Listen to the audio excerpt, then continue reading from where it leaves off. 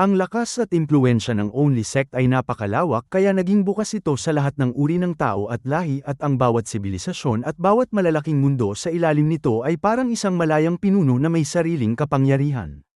Ang pangunahing mundo ng Only Sect ay tinatawag na Only Continent at ang sukat nito ay mas malaki pa kaysa sa Immortal Continent kaya nang dumating si Ming sa Only Continent ay agad niyang napansin na napakataas at napakasagana ng spiritual energy dito.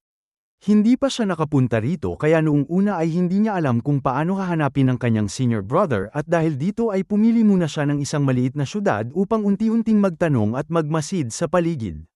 Ang syudad na kanyang tinuluyan ay tinatawag na Fenghua City at ang lawak nito ay halos kasing laki ng dating gitnang bahagi ng Tianyuan Continent ngunit sa buong Only Continent ay itinuturing lamang itong isang maliit na syudad na ang katayuan ay halos kapareho lamang ng isang ordinaryong maliit na bayan sa Tianyuan Continent. Pagdating sa Fenghua City ay agad siyang nag-check-in sa isang inn at pagkatapos ay naglibot-libot upang pag-aralan ang kultura at pamumuhay ng mga tao rito. Lumipas ang ilang araw at nakakuha siya ng maraming mahalagang impormasyon kaya nalaman niyang halos lahat ng tao sa buong Only Continent ay mga tagasunod ng Only Great God. May 3 takdang oras sa bawat araw kung saan ang lahat ng tao ay lumuluhod sa lupa upang sumamba sa Only Great God at sa mga oras na ito ay nagiging kakaiba si Ming dahil ang buong paligid ay puno ng mga taong nakaluhod samantalang siya lamang ang nanatiling nakatayo. Dahil dito ay nakakaramdam siya ng maraming galit na tingin mula sa mga tao sa paligid niya at pakiramdam niya ay wala naman siyang ginagawang masama kaya sa tuwing darating ang oras ng pagsamba ay nagtatago na lamang siya sa kanyang silid upang hindi na siya mapagtuunan ng galit ng mga tao. Habang nagaganap ang pagsamba ay nararamdaman ni Ming ang napakalakas na puwersa ng pananampalataya na patuloy na dumadaloy patungo sa isang lugar at mula sa lugar na iyon ay may lumalabas na aura ng Eternal Realm kaya natiyak ni Ming na ang Only Great God ay isang Eternal Realm level na nilalang tulad din ni Soul Emperor. Nang pakiramdam ni Ming ay sapat na ang kanyang nalalaman tungkol sa lugar ay kumuha siya ng isang espesyal na talisman at pinagana ito at ang talisman na iyon ay maaaring gamitin upang makipag-ugnayan sa kanyang senior brother. Naisip niya na kung siya mismo ang pupunta upang hanapin ito ay napakalawak ng lugar at madali siyang mapaghinalaan ng mga tao kaya mas ligtas kung ang senior brother na lamang niya ang pupunta sa kanya. Nang pinagana niya ang talisman ay bigla itong nagliyab at naging isang maliit na liwanag na lumutang sa hangin at sinabi ni Ming sa liwanag na siya ay nasa Fenghua City sa Dongjiang Inn sa room number 9 ng Chanzi section at sinabi rin niya na natagpuan na niya ang Taiji Rune metal na ipinahanap sa kanya ng kanyang master.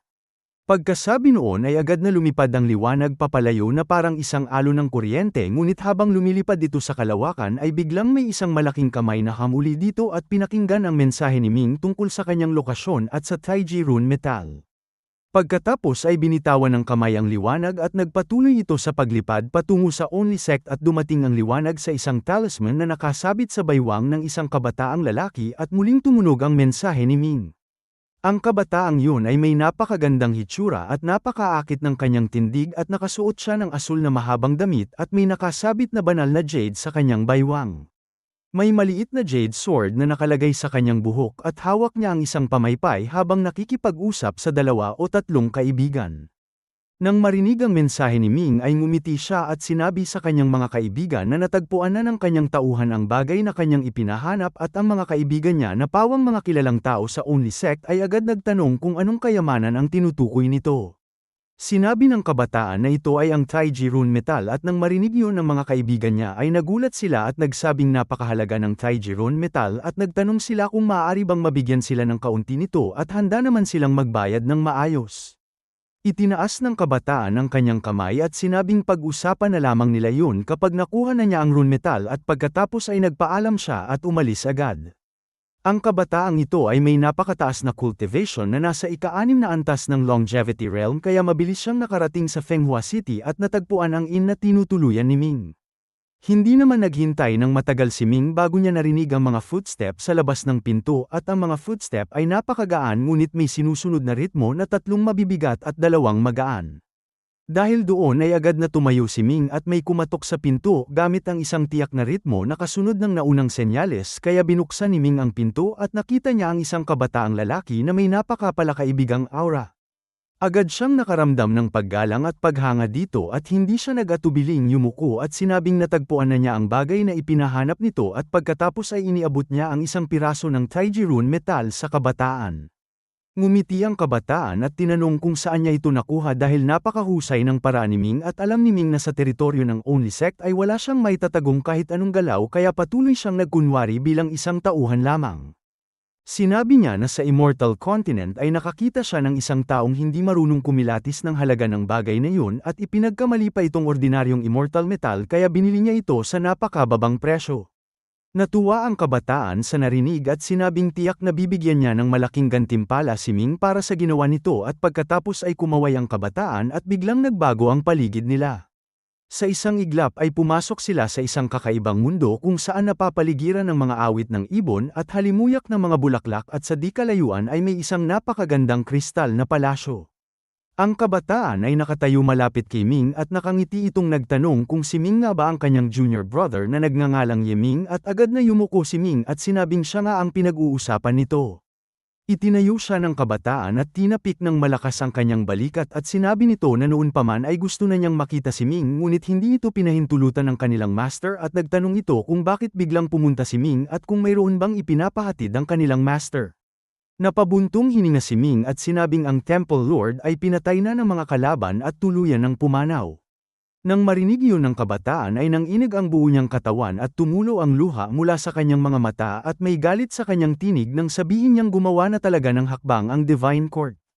Sinabi ni Ming na bago namatay ang kanilang master ay nais sana nitong ipamana kay Ming ang posisyon ng Temple Lord ngunit dahil pakiramdam ni Ming ay hindi niya kayang gampanan ang responsibilidad na yun at hindi rin siya makapaglaan ng sapat na oras para dito ay hiniling niya sa kanilang master na ang senior brother na lamang ang magmana ng posisyon.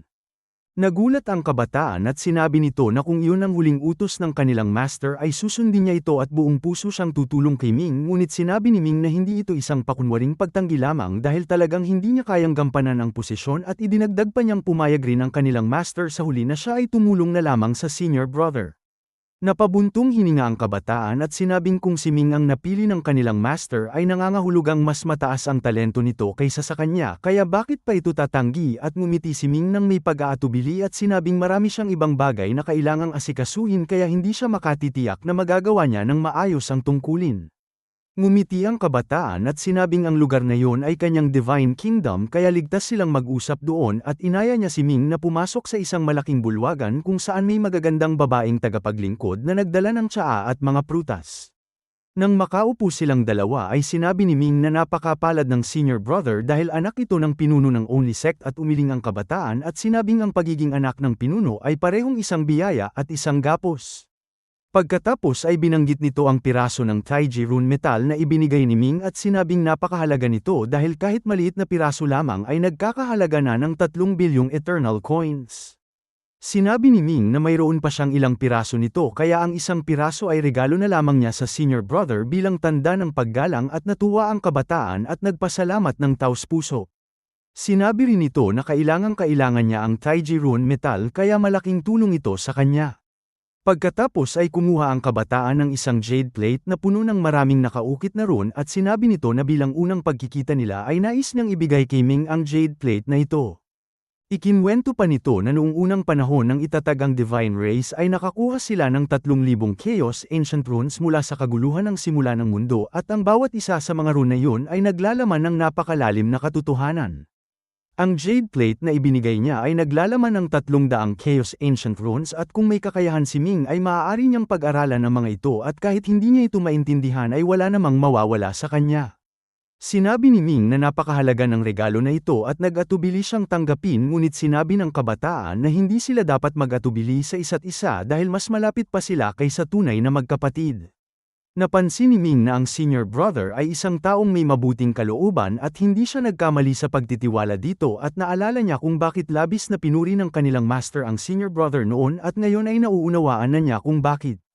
Naalala rin ni Ming ang Jade Sleep na naglalaman ng karanasan sa pagsasanay ng Human Ancestor at ang Human Ancestor Inheritance na nakuha niya sa Eternal Time at tinanong niya ang senior brother kung natatandaan pa nito ang Jade Sleep na yun. Sumagot ang kabataan na natatandaan niya ito ngunit napakatanga niya at kahit ilang taon niya itong pinag-aralan ay wala siyang naintindihan kaya tuluyan na niya itong binitawan. Ngumiti si Ming at sinabing maswerte siya dahil naintindihan niya ang laman ng Jade Sleep na yun at nais niyang ibahagi ito sa kanyang senior brother at tuwang-tuwa ang kabataan at nagtanong kung ano ang nilalaman nito. Sinabi ni Ming na ito ay ang karanasan sa pagsasanay ng human ancestor na napakahalaga at tiyak na makakatulong ng malaki sa cultivation nito at nang marinig yun ng kabataan ay labis siyang na-excite at sinabing kailangan niya ito ngayon. Idinagdag pa ni Ming na bukod doon ay nakatanggap din siya ng human ancestor inheritance sa Immortal Temple at tinanong kung mayroon na ba nito ang senior brother. Nanlaki ang mga mata ng kabataan at tinanong kung si Ming ba ay muling pagsilang ng human ancestor dahil napakaswerte nito sa mga bagay na may kaugnayan sa human ancestor at sinabi pa nito na pumasok din siya sa eternal time noon ngunit maliit na bahagi lamang ng pamana ang kanyang nakuha. Hindi na siya nagtaka kung bakit si Ming ang napili ng kanilang master dahil napakalakas ng kapalaran nito at nang makita ni Ming ang labis na reaksyon ng senior brother ay napangiti siya at sinabing hindi naman siya ganoon kaswerte tulad ng iniisip nito. Tumawa ang kabataan at sinabing huwag nang magkunwari pa si Ming at masaya rin siya para sa kanya ngunit sinabi rin ito na napakadaling magtiwala ni Ming at kasi simula pa lamang nilang magkakilala ay handa na nitong ibigay ang kanyang mga lihim. Seryosong sinabi ni Ming na tulad ng sinabi ng senior brother ay mas malapit pa sila kaysa tunay na magkapatid at habang lumalakas ang senior brother ay mas gumagaan ang pasanin ni Ming at gayon din ang kabaligtaran nito. Tumawa ang kabataan at tinapik ang balikat ni Ming at tinawag siyang mabuting kapatid. Pagkatapos ay ibinahagi ni Ming ang kanyang nakuhang bahagi ng human ancestor inheritance at ang karanasan mula sa Jade Sleep at ang mga ito ay bahagi lamang ng kabuuan dahil yun pa lamang ang kaya niyang maunawaan sa ngayon ngunit kahit ganoon ay napakalaking tulong pa rin ito sa senior brother.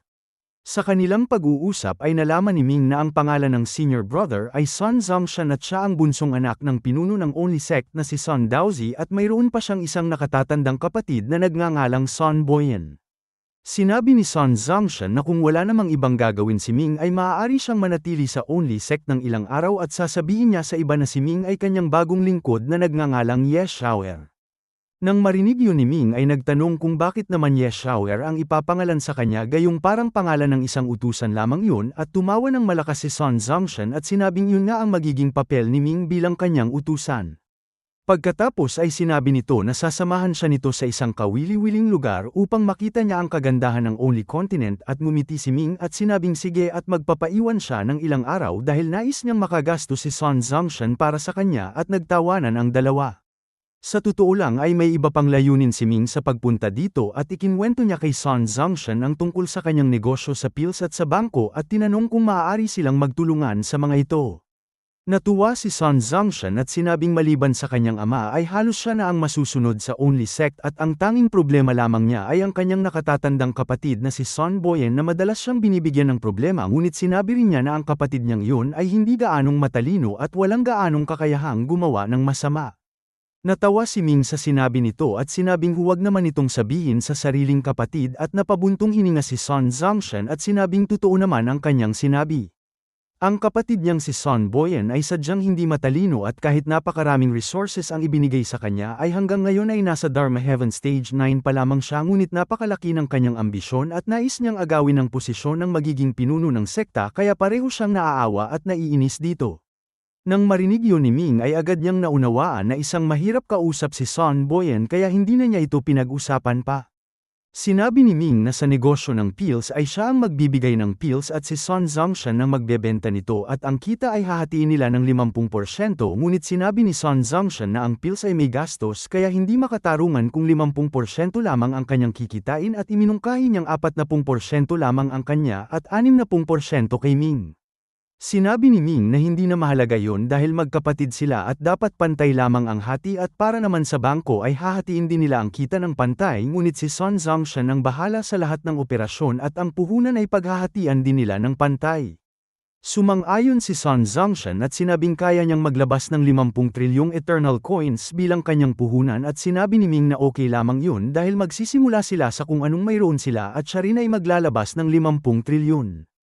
Ang kabuuang 100 trilyon ay sapat na upang palawakin ang negosyo sa buong only continent at dahil ang only sect ang magiging garantiya ay tiyak na magiging matagumpay ang kanilang negosyo.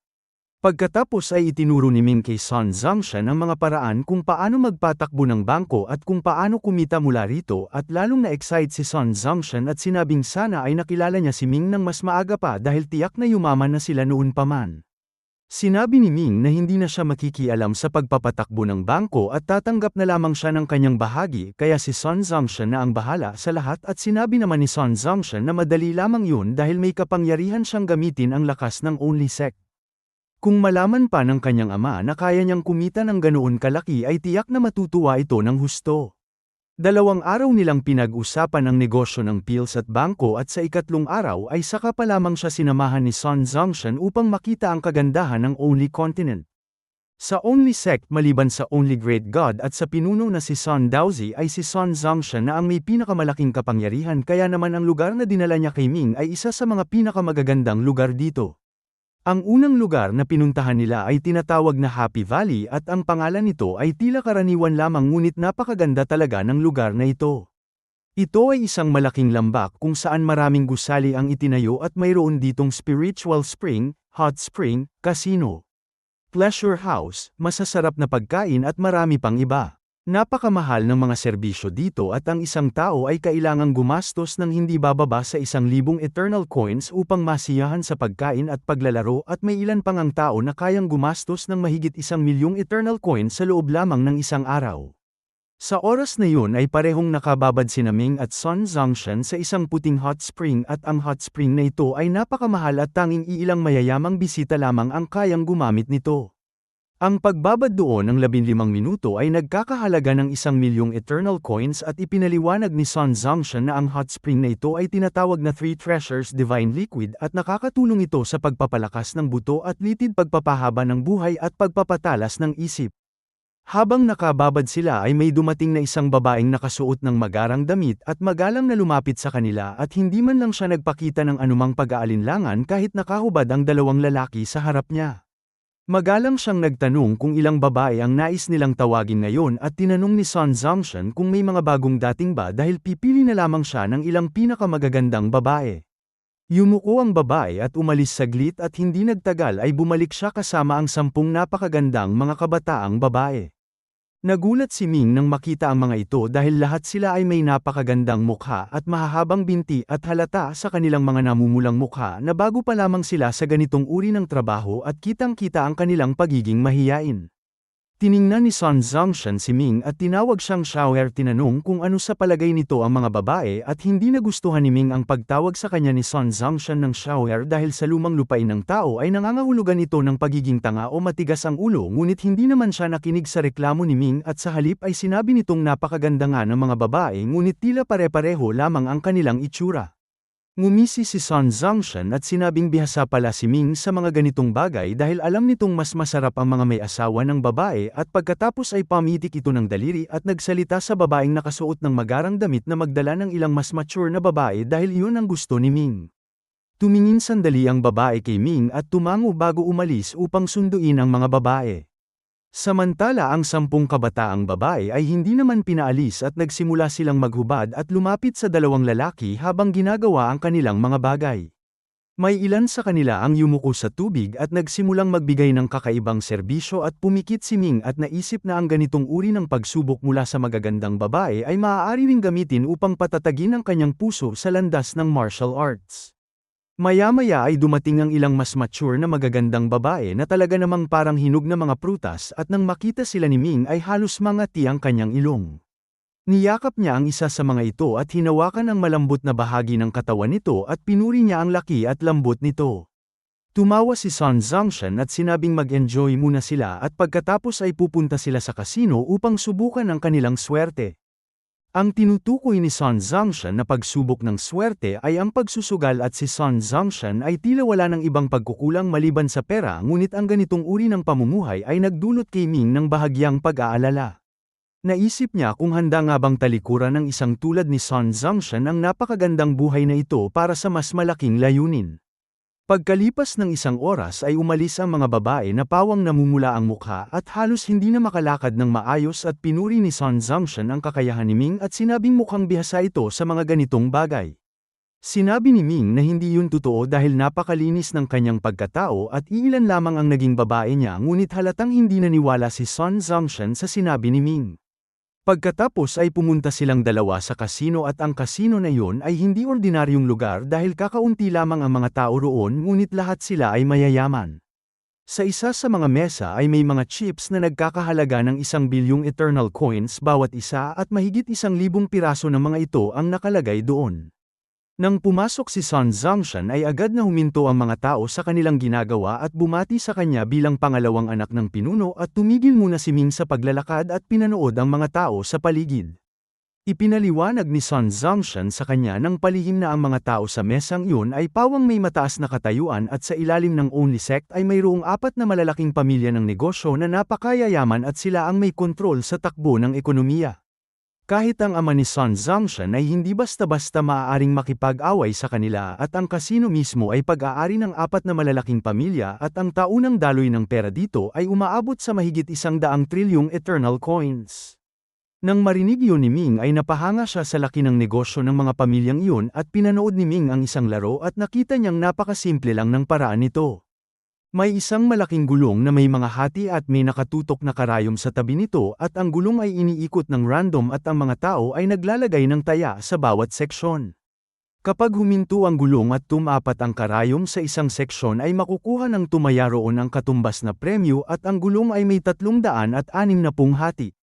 Ang ilang seksyon ay may 10 hati, ang iba ay 3 hati at ang iba pa ay 20 hati at ang mga seksyon na may 10 hati ay may premyo na 36 na beses ng taya, ngunit kukuha ang kasino ng 10% bilang komisyon. Ganoon din sa mga seksyon na may 3 hati na ang premyo ay 120 beses ng taya at may 10% ring komisyon at sa ganitong sistema ay palaging kikita ang kasino ng halos 10% sa katagalan. Kung ang taunang daloy ay 100 trilyon ay ang tubo nila ay 10 trilyon bawat taon. Tinanong ni Sun Zhongshan si Ming kung nais ba nitong maglaro at sumagot si Ming na kung maglalaro siya ay tiyak na mananalo siya ng malaki at tinanong kung magiging problema ba iyon sa kasino. Tumawa si Sun Zhongshan at sinabing mayroon siyang sapat na suporta at kung kaya ni Ming ay maaari nitong kunin ang buong kasino. Ngumiti si Ming at sinabing kung ganoon ay maglalaro na siya at lumapit siya sa gulong at pamitik ng daliri. Agad na may lumapit na isang tagapaglingkod at tinanong kung ano ang kailangan niya at inabot ni Ming ang isang storage ring na naglalaman ng 20 trilyong Eternal Coins at sinabing palitan ito ng chips. Nang makuha ng tagapaglingkod ang singsing ay namutla ito sa gulat dahil napakalaking halaga ng laman nito at napatingin ito kay Sun Zhongshan na nakatayo sa tabi ni Ming at hindi na ito nagtaka pa. Napatingin din ang mga tao sa paligid kay Ming at itinaas ni Sun Zhongshan ang kanyang kilay at nakangiting sinabi kay Ming na mag-ingat sa kanyang pera dahil yun lamang ang kanyang natitirang yaman. Ang sinabi niyang yun ay para lamang iparinig sa mga tao na si Ming ay kanyang tauhan at ang ginagamit nitong pera ay sa kanya kaya kumakatawan si Ming sa kanya sa pagsusugal at nang marinig nila ang sinabi ni Sun Zhongshan ay hindi na nila minaliit si Ming at nagsimula na silang magbigay galang dito. Lumapit ang isang kabataang nakasuot ng dilaw na damit at nakangiting nagtanong kung ano ang nais laruin ni Ming at ngumiti si Ming at sinabing hindi pa siya gaanong marunong magsugal kaya pipiliin niya ang pinakasimpleng laro. Tinanong niya kung ano ang tawag sa umiikot na gulong na yun at nakangiting sumagot ang dilaw na damit na lalaki na ito ay tinatawag na roulette game. Ang gulong ay may 360 hati at ang ilang hati ay pinagsama-sama upang bumuo ng mga seksyon at bawat seksyon ay maaaring pagtayaan. Kapag mas kaunti ang hati sa isang seksyon ay mas mataas ang premyo nito at itinuro nito ang isang seksyon na may isang hati lamang at sinabing kung tataya si Ming doon at manalo siya ay makakatanggap siya ng 360 beses ng kanyang taya. Tumawa si Ming at sinabing naiintindihan niya na kapag mas mataas ang premyo ay mas maliit ang posibilidad na manalo kaya pumili na lamang siya ng isang seksyon na may 36 na hati. Nang dumating ang kanyang chips ay naglagay siya ng isang chip na nagkakahalaga ng 1 bilyong Eternal Coins at ang dilaw na damit na lalaki ay mas lalo pang ngumiti at sinabing ang seksyon na yun ay may premyo na 10 beses ng taya at umaasa siyang swertihin si Ming. Tumayo lamang si Sun Zhongshan sa gilid at nakangiting pinanood si Ming dahil alam niya na napakayaman ng kanyang junior brother na ito at ang katotohanan na handa itong maglabas ng 50 trilyong Eternal Coins bilang puhunan sa kanilang negosyo ay sapat ng patunay na napakalalim ng kanyang bulsa. Pakiramdam pa nga niya ay mas mayaman pa si Ming kaysa sa kanya at naglagay din ng taya ang ibang mga tao at nagsimula ng umikot ang gulong. Ginamit ni Ming ang kanyang spiritual sense upang obserbahan ang gulong at nakita niyang ang mekanismo nito ay nasa loob at hindi ito kontrolado ng sinuman. Umiikot ito tuwing 5 minuto at ang pag-ikot nito ay talagang random at may nakapaligid na formation sa labas na pumipigil sa sinumang makagambala sa resulta kaya walang sinumang maaaring mandaya at dahil doon ay puro swerte lamang ang labanan sa larong ito. Tinatanong ni Sun Zhongshan si Ming ng palihim kung bakit ito naglaro ng ganoon gayong napakaliit ng tsansa na manalo at sumagot si Ming na ang seksyon na kanyang tinayaan ay may 10% na tsansa na manalo at 70% na tsansa na matalo ngunit kung tataya siya ng 10 beses ay ang posibilidad na matalo siya sa lahat ng mga iyon ay 35% na lamang at kung tataas pa ito sa 20 beses ay magiging 13% na lamang ang posibilidad na matalo siya sa lahat. Ipinaliwanag ni Sun Zhongshan na ibig sabihin ay sa bawat pagkatalo ay tataasan ni Ming ng 3 beses ang kanyang taya at tumango si Ming at sinabing kung matalo siya sa unang taya ay maglalagay siya ng 3 bilyon at kung matalo pa rin ay 9 bilyon naman hanggang sa manalo siya. Sa ganitong paraan ay kahit gaano pa kalaki ang matalo niya sa mga naunang taya ay mababawi niya ito ng husto sa huling panalo at ang kanyang kalkulasyon ay katulad ng ginawa niya noon sa Martial God Hall. Doon ay natalo sila ng mahigit 110 trilyong Eternal Coins at halos malugi ang Martial God Hall dahil sa ginawa ni Ming kaya sinabi pa ni Ming na hanggat mayroon siyang sapat na pera ay tiyak na mananalo siya ngayon at habang tumatagal ay lalo pang lalaki ang kanyang panalo. Napangiti si Sun Zhongshan at sinabing ang swerte ay talagang hindi mahuhulaan at ngumiti si Ming at sinabing hindi siya naniniwalang patuloy siyang hindi suswertehin ng Only Great God dahil balang araw ay tiyak na bibigyan din siya nito ng magandang kapalaran. Nagsimula ng umikot ang gulong at hindi nanalo si Ming at natural lamang yon dahil 10% lamang ang tsansa ng pagkapanalo. Sa sumunod na round ay naglagay siya ng 3 chips na nagkakahalaga ng 3 bilyong Eternal Coins at mabilis ang bawat round ng gulong dahil tuwing 5 minuto ay may panibagong round na. Hindi na malaya ni Ming na lumipas na ang 10 round at hindi pa rin siya nananalo at pagsapit ng ika-12 round ay umabot na sa 5.9 trilyong Eternal Coins ang kanyang taya. Marami ng tao ang nakapaligid sa kanila at patuloy pang dumarami at ang taya na umaabot sa ilang trilyong Eternal Coins ay talagang nakakatakot na. Kahit ang may-ari ng kasino na isang matandang may itim na balbas ay lumitaw na at tahimik na nanunood mula sa likod at bago pa man siya tumingin kay Sun Zhongshan ay agad niya itong binati ng may paggalang. Kinabahan na rin si Sun Zhongshan at nakangiti niyang tinanong ang matanda kung kinakabahan ba ito sa ginagawa ng kanyang tauhan at sinabi niyang sana ay huwag nitong simutin ang kanyang natitirang yaman. Nakangiti namang sumagot ang matanda na ang tauhan ni Sun Zhongshan ay may napakagandang pamamaraan at tiyak na mananalo ito ngunit sa kalooban ng matanda ay malamig ang kanyang pakiramdam at puno ng pag-aalala. May nagsabi sa matanda na kung manalo ang binata ay tiyak na malulugi sila at sumagot ang matanda na huwag mag-alala dahil sa bawat round ay 10% lamang ang posibilidad na manalo ang binata. Ngayon ay umabot na sa mahigit 5 trilyon ang taya at kung magpapatuloy pa ito ay tiyak na mauubusan din ito ng pera ngunit ang totoo ay hindi nag-aalala si Ming dahil ang singsing na ibinigay sa kanya ni Old Huang ay may lamang 300 trilyong Eternal Coins at kahit hindi niya ito gagalawin ay maaari niya itong ipakita sa iba upang maniwala silang may sapat siyang kayamanan.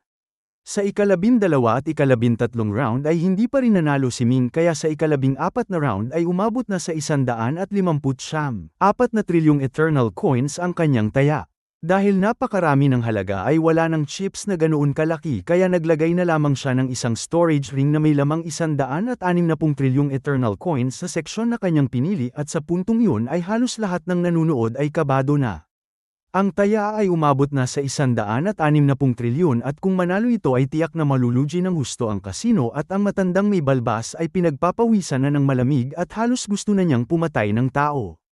Nanalo na siya ng halos 80 trilyong Eternal Coins mula sa mga naunang taya, ngunit wala siyang kahit katiting na saya dahil habang tumataas ang taya ay mas tumataas din ang kanyang panganib at hindi naman pwedeng malasiming habang buhay at tiyak na darating ang panahon na mananalo rin ito. Nanatiling kalmado si Ming habang ang ibang tao ay hindi na naglalagay ng taya at pinapanood na lamang siya at nagsimulang umikot ang gulong sa ika-14 na round. Umikot ito ng 1 beses, 2 beses at 3 beses at sa huli ay huminto ang gulong sa mismong seksyon na tinayaan ni Ming at halos tumama ang karayom sa linya ngunit nanatili pa rin ito sa loob ng kanyang seksyon. Nang makita yun ni Sun Zhongshan ay napatalon siya sa tuwa at humalakhak ng malakas at sinabi niyang nanalo si Ming at ang 160 trilyon ay magiging 6 quadrillion dahil 10 beses ang premyo. Nang marinig yun ng matanda ay bigla siyang nagsuka ng itim na dugo at nawala ng malay at kahit na isa siyang 6-step longevity supreme ay hindi niya napigilan ang kanyang takot at tuluyang bumagsak sa lupa.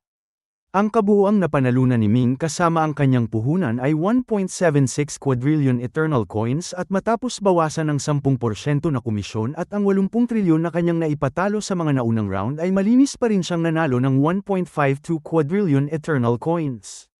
Ang matanda ay binuhat ng mga tauhan nito at inilabas sa lugar at hinala ni Ming na nagkukunwari lamang ang matanda na himatayin dahil napakataas ng cultivation nito para basta na lamang mawala ng malay sa takot. Pagkatapos ay inanyayahan sina Ming at Sun Zhongshan sa isang pribadong bulwagan sa likod ng kasino at hindi nagtagal ay pumasok ang isang nasa katamtamang edad na lalaki na may napakadominadong tindig. Nang pumasok ito ay agad na tumayo si Sun Zhongshan at bumati ng may paggalang at tinawag niya itong pinuno ng pamilya Zhou at sinabing matagal na raw silang hindi nagkikita. Ang pinuno ng pamilya Zhou ay may napakatigas na ekspresyon dahil sinumang mawala ng 1.52 quadrillion eternal coins ay tiyak na magkakasakit sa galit at kung pipilitin ng pamilya Zhou na bayaran ang halagang yun ay tiyak na malulugi sila at hindi talaga nila kayang bayaran yun. Yumuko ng malalim ang pinuno ng pamilya Zhou kay Sun Zhongshan at sinabing hindi nila kayang bayaran ang 1.52 quadrillion eternal coins kaya biglang naging seryoso ang mukha ni Sun Zhongshan at itinaas niya ang kanyang mga kamay sa langit. Malakas niyang sinabi na humihingi siya ng banal na desisyon mula sa Only Great God dahil may malaking alitan sila ng pamilya Zhou at ang paghingi ng banal na desisyon ay isang paraan ng mga tagasunod ng Only Great God upang lutasin ang malalaking alitan sa pamamagitan ng direktang pasya ng kanilang Diyos. Nang marinig yun ng pinuno ng pamilya Zhou ay agad na namuo ang malamig na pawis sa kanyang noo at mabilis siyang sumigaw na huminto si Sun Zhongshan. Ibinaba ni Sun Zhongshan ang kanyang mga kamay at mahinahong sinabing yamang hindi kayang bayaran ng pamilya Zhou ang halaga ay kailangan niyang humingi ng banal na desisyon at humingi siya ng paumanhin sa pinuno ng pamilya Zhou. Napilitan ang pinuno ng pamilya Zhou na magpaliwanag at sinabi niyang hindi talaga nila kayang bayaran ang 52 quadrillion ngunit handa silang ibigay ang ilan sa kanilang mga pag-aari bilang kabayaran. Dahil si Sun Zhongshan ay pangalawang anak ng pinuno ng Only Sect at may mataas na posisyon ay hindi nang ahas ang pamilya Zhou na gumawa ng anumang pandaraya at kung gagawin nila yun ay tiyak na mapapahamak ang buong pamilya nila. Ngumiti si Sun Zhongshan at sinabing narinig niya na kamakailan ay natagpuan ng pamilya Zhou ang isang malaking low crystal mine sa Keotek Continent at nang marinig yun ay biglang kumaibat ang kalamnan sa mukha ng pinuno ng pamilya Zhou at naging masama ang ekspresyon nito. Malamig nitong sinabi na napakatalas ng impormasyon ni Sun Zhongshan dahil kalahating taon pa lamang nilang natagpuan ang minahan na yun at katatapos pa lamang nilang hukayin ang pasukan dito. Tumawa si Sun Zhongshan at sinabing hindi siya magiging mabuting pangalawang pinuno kung hindi niya alam ang mga nangyayari sa kanyang nasasakupan at ginagawa niya ito upang maprotektahan ang kanyang ama at mapaglingkuran ang Only Great God. Pagkatapos ay nagsabi siya ng isang magalang na pagbati sa langit bilang pagpapakita ng kanyang katapatan at natahimik sandali ang pinuno ng pamilya Zhou bago nagsalita. Sinabi niyang ang low crystal mine na yun ay nasa ilalim ng isang Dao vein at ang low crystal na natagpuan nila ay isa lamang sa 49 na low crystal veins na nagmula sa Dao vein. Nang marinig yun ni Sun Zhongshan ay nanginig ang kanyang katawan at tinitigin niya ng matalim ang pinuno ng pamilya Zhou at galit niyang sinabi na napakalaking kasalanan ng pamilya Zhou na itago ang natuklasang Great Derived Dao Vein at hindi ito iulat sa kinauukulan at alam niyang ito ay isang parusang kamatayan. Nagulat din si Ming sa narinig dahil alam niyang napakahalaga ng isang Dao Vein at ang Dao Vein ay isang likas na landas ng Great Dao na nabubuo sa pinakamahiwagang mga lugar at sa loob nito ay may mga innate Great Dao Rune. Ang mga innate Great Dao Rune ay maaaring mag-anyong mga nilalang, rune, Dao Crystal o iba pang anyo at ang Great Dao ay may 50 bahagi at ang langit ay may 49 na pagpapakita nito. Dahil dito ang innate Great Dao ay nagbubunga ng 49 na low crystal veins na nagiging 49 na veins at ang bawat isa sa mga ito ay naglalaman ng napakaraming low crystal na ang halaga ay hindi kayang sukatin. Sa makatuwid ang Great Derived Dao Vein ay isang kayamanan na mas mahalaga pa kaysa sa 1.5 quadrillion eternal coins ngunit hindi nagpakita ng takot ang pinuno ng pamilya Zhou. Sinabi niya na si Sun Zhongshan ay isang matalinong tao at kung isisiwalat nito ang ginawa ng pamilya Zhou ay mapupunta lamang sa divine race ang kayamanan at wala silang mapapala. Dagdag pa niya na hindi rin kayang ubusin ng pamilya Joe ang napakalaking kayamanan na yun dahil kahit makuha nila ito ay baka sila pa ang mapahamak dito kaya iminungkahi niyang kunin na lamang ng pamilya Joe ang 7 low crystal veins at ibigay ang natitirang 42 low crystal veins kay Sun Zhongshan bilang kabayaran sa kanilang utang. Nakinig si Sun Zhongshan at pagkatapos ay sumang-ayon siya ngunit sinabi niyang kailangang siya muna ang magmina ng 42 low crystal veins bago pa makapagmina ang pamilya Joe ng kanilang bahagi. Pumayag naman ang pinuno ng pamilya Joe dahil nagtiwala siya kay Sun Zhongshan at sinabi niya na kung makukuha man ni Sun Zhongshan ang innate great Daoron ay nakasalalay na yun sa kanyang sariling kakayahan. Sumagot si Sun Zhongshan na ang innate great Daoron ay hindi nakadikit sa anumang sanhi at epekto at kahit ang only great God ay hindi ito kayang kunin kaya hindi niya ito gagalawin at sinabi niya na ibigay na lamang ng pinuno ang lokasyon at hindi na nito kailangang alamin pa ang susunod na mangyayari. Naglabas ang pinuno ng isang compass at ibinigay kay Sun Zhongshan at ipinaliwanag niyang bago ang espasyo sa Chaotic Continent ngunit sa tulong ng compass na ito ay madaling mahahanap ang minahan. Tumango si Sun Zhongshan at sinabing tapos na ang usapan nila at nagpaalam na sila ni Ming. Paglabas nila ng kasino ay hindi na nila ipinagpatuloy ang kanilang paglilibang at dumiretso sila sa tirahan ni Sun Zhongshan at pumasok sa kanyang Divine Kingdom. Pagdating doon ay humalakhak si Sun Zhongshan sa sobrang saya at sinabi niyang dahil sa 42 low crystal veins ay tiyak na yayaman sila ng husto. Tinanong ni Ming kung bakit patuloy pa rin siyang tinatawag nitong shower kahit nasa loob na sila ng ligtas na lugar at tumawa si Sun Zhongshan at sinabing nasanay na lamang siya sa pagtawag ng ganoon. Tinanong ni Ming kung matatansya ba ni Sun Zhongshan kung gaano karaming low crystal ang maaaring makuha mula sa isang low crystal veins at nais niyang matiyak na hindi sila malulugi sa ginawa nilang kasunduan. Sa totoo lang ay hindi naman siya masyadong nalugi dahil bukod sa mga low crystal na pambayad sa utang ay nanalo pa rin siya ng 80 trilyong eternal coins at sumagot si Sun Zhongshan na hindi dapat mag-alala si Ming dahil kahit ang mga low crystal veins na mabagal lumaki ay kayang magbunga ng mahigit 10 milyong piraso ng low crystal. Ang bawat piraso ng low crystal mula sa Great Derivative Dao Vein ay nagkakahalaga ng hindi bababa sa 20 milyong eternal coins at nang marinig yun ni Ming ay lalong lumiwanag ang kanyang mga mata at sinabi niyang ibig sabihin ang isang low crystal veins ay nagkakahalaga ng hindi bababa sa 2 trilyong eternal coins. Tumango si Sun Zhongshan at sinabing yun pa nga ang pinakamababang tansya at may ilang low crystal veins na mas maaga nang nabuo at kayang magbunga ng ilang 10 milyong piraso kaya lalong na-excite si Ming at alam niyang napakalaki ng kanilang magiging kayamanan. Sinabi ni Sun Zhongshan na hindi siya maaaring makialam sa pagmimina dahil kung malaman ito ng Divine Race ay tiyak na parurusahan sila ng kamatayan kaya si Ming na lamang ang bahala sa pagmimina at ang makukuhang low crystal ay hahatiin nila ng 60% para kay Ming at 40% para kay Sun Zhongshan ngunit sinabi ni Ming na mas mabuti ng pantay na hati na lamang sila at siya na ang bahala sa pagmimina at sisiguraduhin niyang magagawa ito sa pinakamabilis na paraan. Pumayag si Sun Zhongshan at sinabing bahala na si Ming kung gusto nitong pantay na hati at idinagdag pa niya na itago na lamang ni Ming ang makukuhang low crystal dahil kakailanganin niya ang mga ito sa hinaharap. Sinabi ni Ming na huwag mag-alala si Sun Zhongshan dahil aalagaan niya ito at sinabi ni Sun Zhongshan na huwag nang mag-aksaya ng oras at mas mabuting umalis na si Ming. Kahit hindi siya natatakot sa pamilya Joe ay hindi pa rin siya mapalagay na nasa labas lamang ang napakalaking kayamanang iyon kaya ibinigay niya kay Ming ang compass at isang espesyal na talisman at ipinaliwanag niya na ang talisman ay isang pass upang makapasok sa Chaotic Continent. Ang Chaotic Continent ay ang pinakamalaking piraso ng nawasak na Ancestral Source Continent at halos 10% ng kabuuang sukat nito at ito ay malapit sa gitna ng orihinal na kontinente at isa sa mga pinakamaunlad na lugar noon. Ngunit dahil ang gitna ng Ancestral Source Continent ang pinakamalubhang na pinsala ay naging magulo ang espasyo sa Chaotic Continent at kahit ang mga Longevity Realm na makapangyarihan ay hindi basta-basta makapapasok doon dahil may panganib na mapatay sila ng puwersa ng espasyo o kaya ay makulong sa walang hanggang kaguluhan ng space-time. Nang marinig ni Ming ang tungkol sa Chaotic Continent ay lalo siyang naging interesado at alam niyang maraming kayamanan ang nakatago roon at naisip niyang sa hinaharap kapag mas malakas na siya ay maaari siyang pumasok doon upang mag-explore. Dala ang pass at compass ay agad na umalis si Ming at bumalik sa Five Elements Continent at pagdating doon ay agad niyang pinakilos ang War City at isinama ang 100 milyong Heavenly Craft Puppet, lahat ng kanyang War Puppet, 10,000 Level 1 Undying Guard, 30,000 Great Sword Venerable, at 800,000 Sword Venerable. Agad siyang nagtungo sa Chaotic Continent at isinama rin niya ang Spacetime Sword dahil napakagulo ng espasyo doon at mas ligtas kung mayroon siyang ganitong uri ng sandata at ang War City ay dinala niya ng palihim upang hindi ito mapansin ng iba.